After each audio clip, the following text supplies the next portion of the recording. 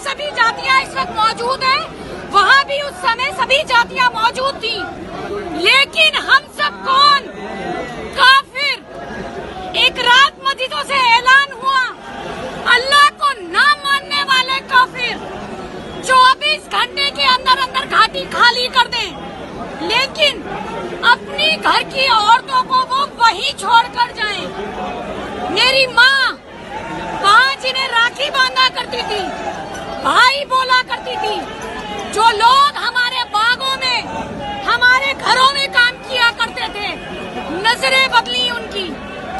13 वर्ष की आयु, सीमेंट के ट्रक में छुपकर भागना पड़ा अपना सब कुछ छोड़कर, खाली हाथ। भजन लाल सोपुरी, संतूर वादक पद्मश्री, मेरे सगे ताऊ जी, उनकी कोई प्रसिद्धि हमारे किसी के काम नहीं आई। हमें वहाँ से भगाया गया और हम भागे।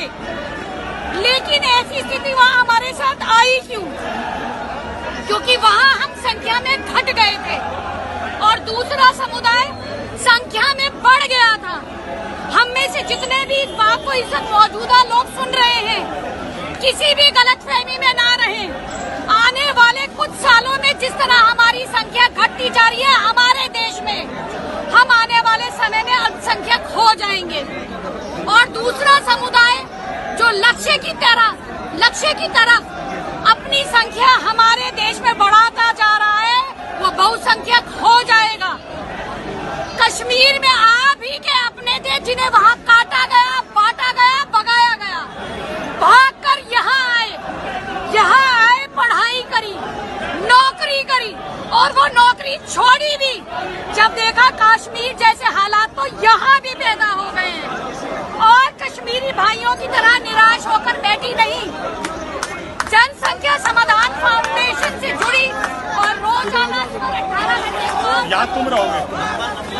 जिस विषय के लिए आज हम सब इस जंतर मंतर पर इकट्ठा हुए हैं, इन्हीं विषयों के लिए जब भी कभी देश में कानून की बात आए कि जनसंख्या नियंत्रण कानून बनना है, इसी तरह एक साथ एकजुट करने के साथ कंधा मिलाकर एक दूसरे का साथ दीजिए।